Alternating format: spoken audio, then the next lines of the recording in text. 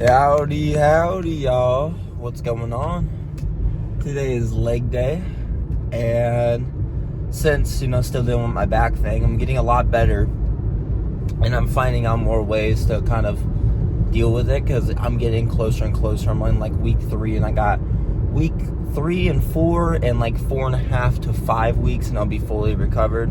This isn't anything by a doctor or physical therapist. This is all, kind of self-researched.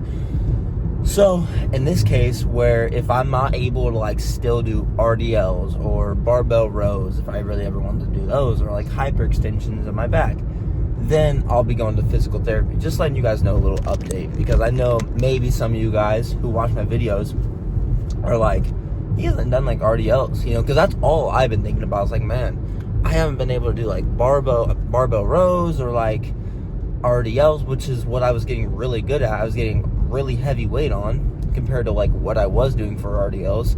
I was getting over 275, or not over, but I was getting the 275, and for 5+ reps, dude, it was around that. And then I just kept progressing on it. And then I think what happened was I was playing basketball, and no beef or nothing towards these guys, and it wasn't caused by them, but I think I accidentally tripped over my own feet, or I tripped on one of their feet, and I caught myself. But I've never felt this feeling. There was a burning sensation on one side of my back. I'm pretty sure it was my left side, and I was like, ooh, that hurts. I got the ball back, I tried to shoot it, I could just tell it was irritating me.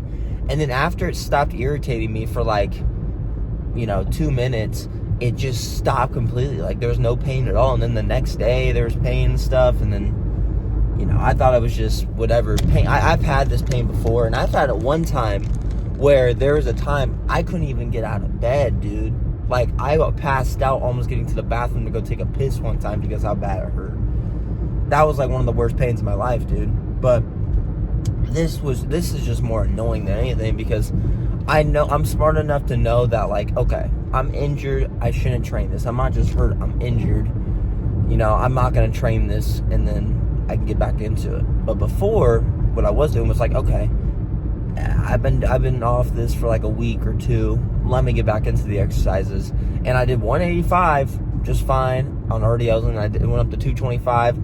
I was fine for 2 sets, and then I pushed it that third set. I don't even know why I did 3 sets, but this is when I did higher volume, and then just screwed me over, man. It really screwed me over. But so it set me back a little bit in progress, but give it another week or two and I'll be fully back to being able to do everything that I want to do with it. So can't complain too much about it.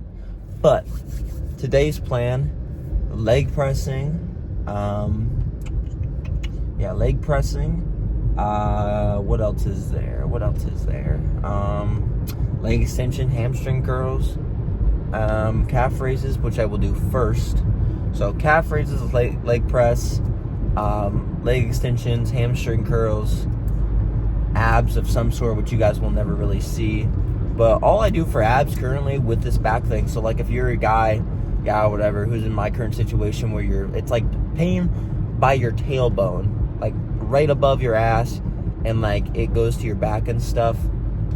It's that type of pain. But what I've been doing is it helps doing side planks for pain and stuff, and then planks, weighted planks, you're good to do, which I've been doing, and I'm gonna keep doing those from now on, even afterwards. And then sometimes I'll be careful with these, but it's ab rollers.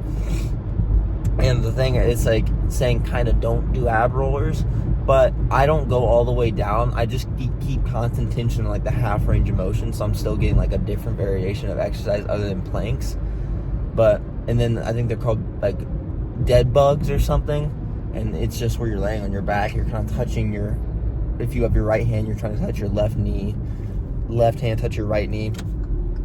But that's a okay exercise too. But so yeah, it's nothing crazy hard. When I'm finally, the thing that sucks about this is I just can't do certain exercises I like to do. I actually don't mind, I don't mind doing crunches and stuff like that, and I think those build my abs a lot more than whatever. But the weighted planks is something I'm going to keep in my session every time I do abs now. I like abs. not abs, but I like doing planks, because before, I've never felt my whole core work before, really. I felt certain parts of my core work, more like my bottom abs or my top abs or whatever, but I've never had the whole shebang work at the same time until I did a weighted plank. And dude, it's like nothing, bro. Like that tension on your abs when you're doing weighted planks, because planks is one thing. It's like, okay, it doesn't really feel the best, but when I added a 25-pound dumbbell even, or it was a 35, never felt my abs like that before. And then I did a 45. It's insane.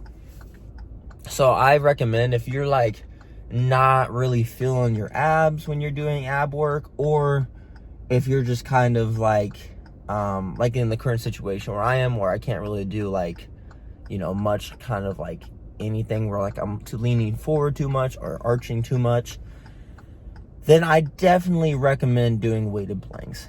And like I said, they're just a good exercise overall. I think it's kind of hard to progressively overload them a little bit, because it's like a time under tension thing. That you're not really doing reps of planks, you're doing like time things. So I guess you could do like, okay, I got 30 seconds here, I'm gonna get 31 seconds and the next time I do it, or 35 seconds or whatever not. But I've kind of seen a little ab development from it, to be honest, just from the few weeks I've been doing them, 4 weeks or whatever. So, but overall, I'm ready. Let's get into it. All right, so first exercise is going to be your calf raise and leg press. This is just a really good exercise just to really get a deep stretch, and I think it's like doing like a standing calf raise, which is the best option available rather than doing seated or something. But make sure you train heavy and hard, do some partials at the end, and I just did 2 sets of this today.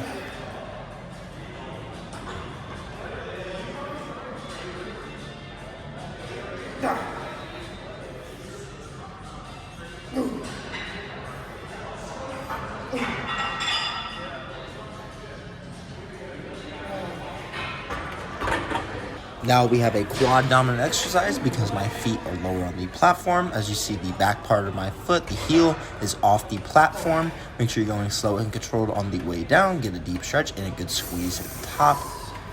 And just make sure you're training heavy once again and hard till failure. And I just did 1 set of this today.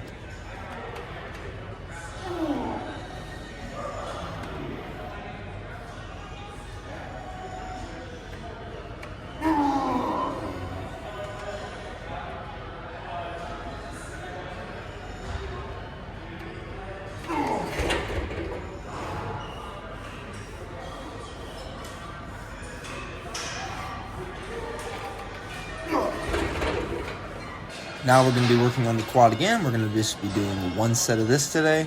We're going to go 1 leg at a time. So we're going to do unilateral movement. And we're going to do 5 reps, and then bang that out. And then after that, what we're going to do is we're going to do 2 legs and then go down with 1 leg just to really get the most out of the movement. So train hard and to failure once again.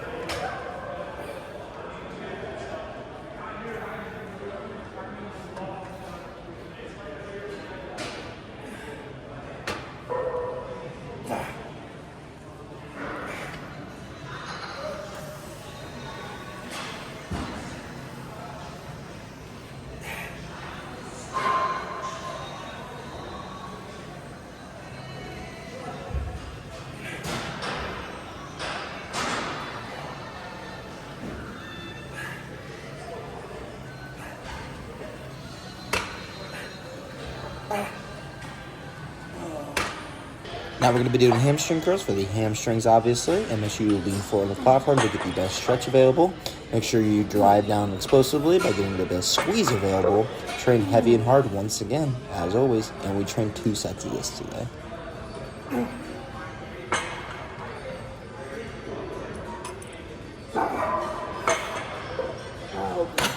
Now we're going to be working on the adductors just to really get our legs big in the inside part.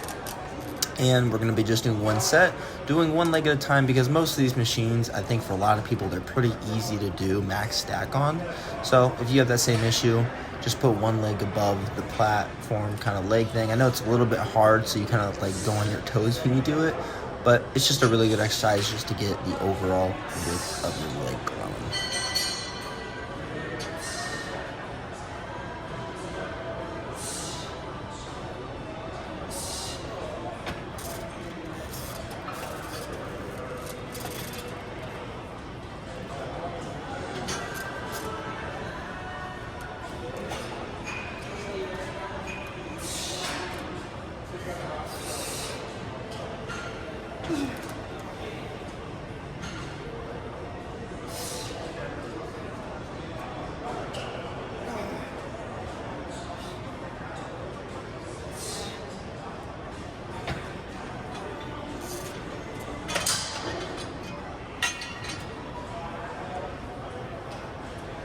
Chad, do I look like a Hollywood actor of some sort?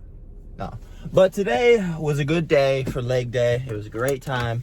Only thing you guys missed was, I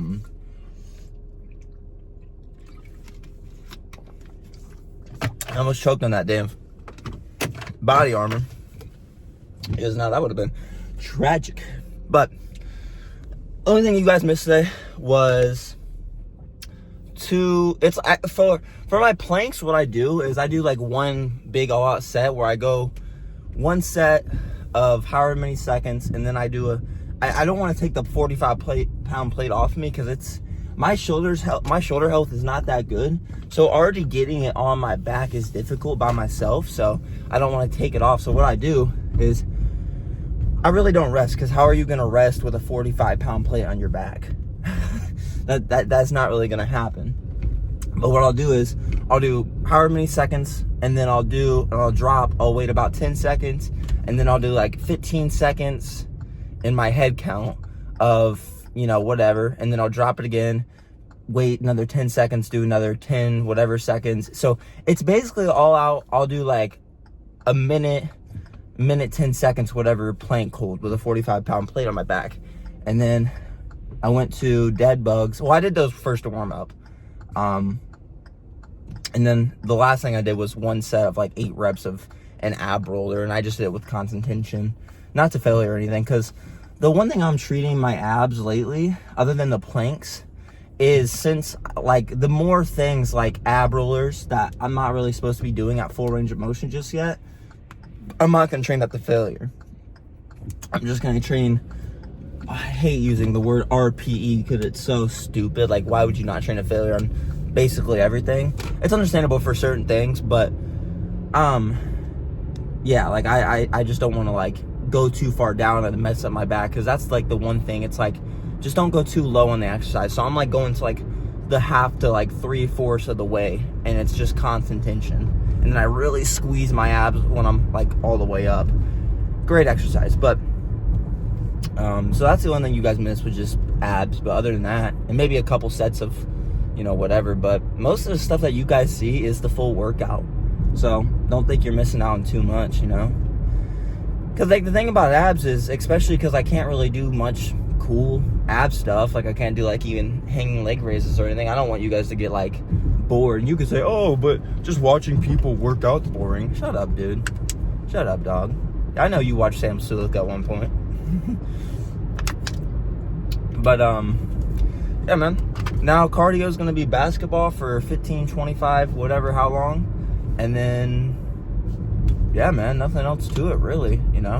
That's kind of how the day is going to go. And then I'm going to do DoorDash for like an hour, go to work, and then after work do it for another hour, work around 7.5 hours today, and then shoot, that's really it for me, y'all. I mean, my life isn't the most crazy thing ever. Like, you see on YouTube the highlights of people's lives and stuff, right?